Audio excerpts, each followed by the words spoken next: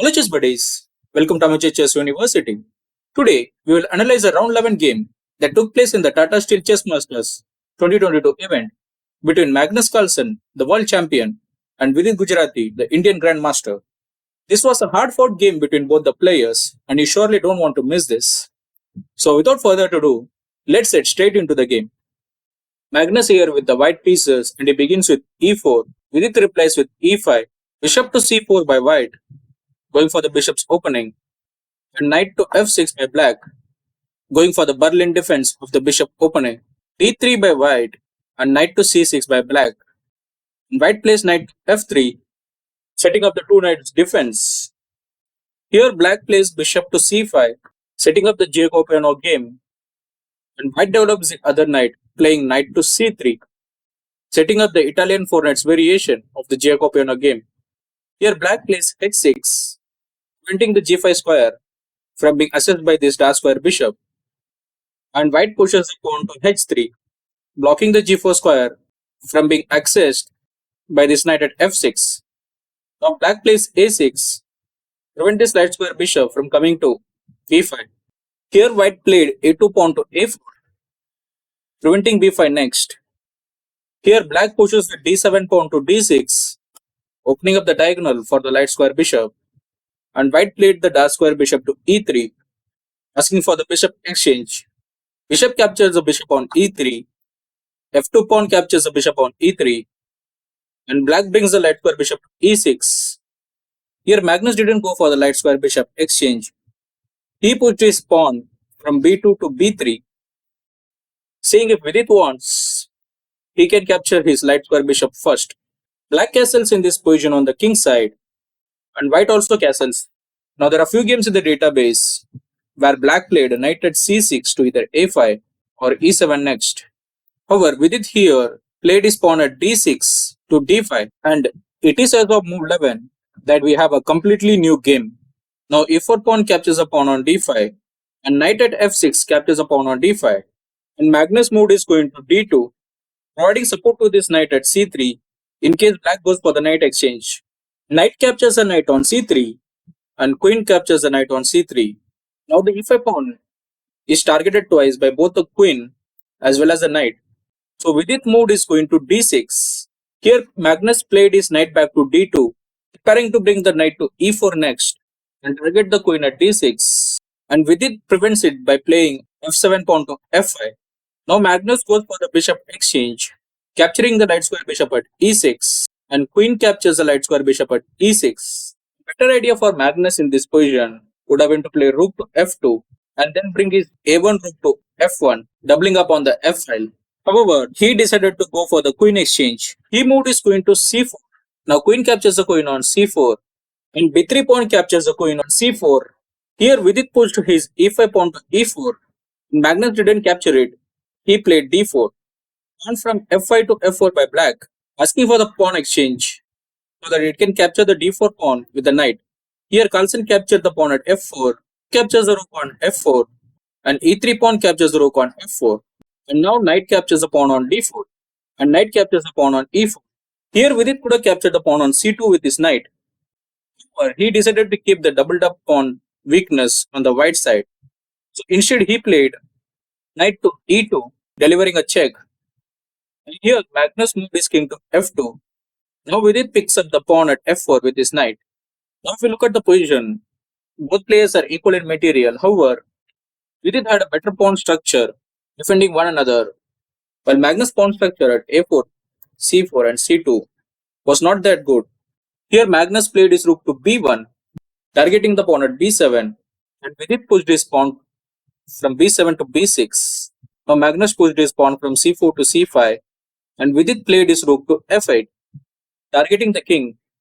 Here c5 pawn captures a pawn on b6, and c7 pawn captures a pawn on b6. Now Magnus cannot immediately capture the pawn on b6 with his rook, because if he does so, then Vidit will play knight to d5, delivering a check and picking up the rook. So after pawn captures on b6, Magnus pushed his c2 pawn to c4. Now Vidit played knight to d5, delivering a check, and Magnus moved his king to e2.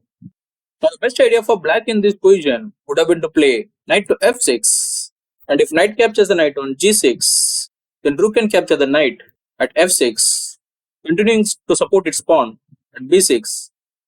And if white plays knight to f6, then black can play knight to d7, protecting this pawn at b6, and also preventing white from playing c5. However, Vidit here went for another option. He played rook to e8, preparing for the rook only endgame. Now c4 pawn captures the knight d5, and rook captures the knight at e4, delivering a check. And here Magnus move is going to d3, attacking the rook. Here Vidit captured the pawn on a4 with his rook, and Magnus pushed his d5 pawn to d6. Now Vidit played his king to f7, preparing to bring his king to e file, and Magnus prevents this by playing rook to e1, rook to a5 by Vidit, trying to bring the rook to d5, delivering a check and targeting the d6 pawn. And Carlsen moved his king to d4. Now Vidit moved his rook to e2, preparing to bring the rook to d2 and deliver a check. And Magnus moved his king to d5 to d2 by black, delivering a check. And white moves the king to c6. And here Vidit pushed his b6 pawn to b5. In this position, white is completely winning the game if it plays a particular move next, according to the engine. Now Magnus, who is usually fantastic spotting this crucial move, missed it. So you can pause the video and try to find the move that Magnus should have played in this position. If you're able to figure it out, what he couldn't, well done. The winning move missed by Magnus in this position was playing his rook from e1 to e7, delivering a check. Now the black king will be forced to move to f6, and white can bring his rook to e4. Now the white rook controls the 4th rank, preventing the b4, while its d6 pawn is only 2 steps from promoting to the queen. And here if black tries to play something like king to f5, then rook will move to e3. So what can the black do here? If it plays rook to c2, delivering a check, then white will play king to b7. And if black moves a rook to d2, targeting the d6 pawn, then white will play king to c7. And if black plays the rook to c2 again, delivering a check, then white will play king to d8. And if black plays rook to d2, then white will push the d6 pawn to d7.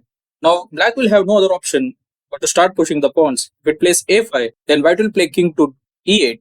And if black plays pawn to b4, then white will play d7 pawn to d8, promoting to the queen. Rook captures the queen on d8, king captures the rook on d8, and we will reach an endgame where white will have a rook and 2 pawns against 4 pawns of black, and white will be completely winning this endgame. And this was a move Magnus missed. Instead of playing rook to e7 first, he played pawn to d7, and here Vidit played rook to c2, delivering a check. And Magnus moved his king to b6, targeting the a6 pawn. Now Vidit moved his rook to d2, targeting the d7 pawn, and Magnus moved his king to c7. Now Vidit again played rook to c2, delivering a check.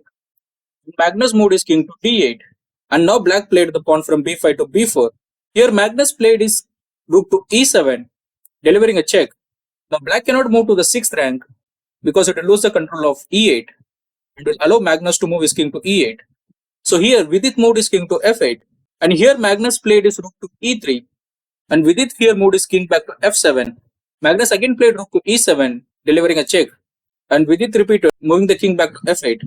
And now Magnus played his rook to e5, preparing to bring the rook to f5 and deliver the check, so that it moves away from the e file.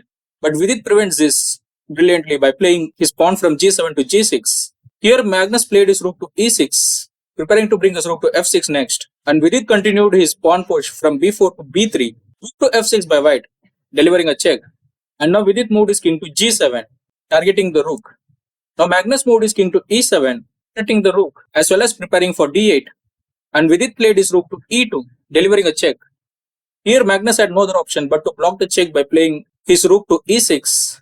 The rook captures the rook on e6, and king captures the rook on e6. And here black pushed his b3 pawn to b2.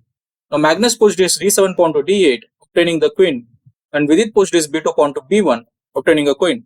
Now Magnus played queen to c7, delivering a check, and Vidit moved his king to g8, and Magnus here played his queen to d8, delivering a check again, and Vidit moved his king to g7. And it was in this position, after move 51, that both players agreed to a draw, because there is no better result than that. So that's the game. Magnus missed a move to win the endgame, which is pretty rare. However, He fought well with a disorganized pawn structure, and Vidit was impressive, coming with a good defense of his own. If you have any thoughts on this game, feel free to share below. Thank you for watching. Take care. See you.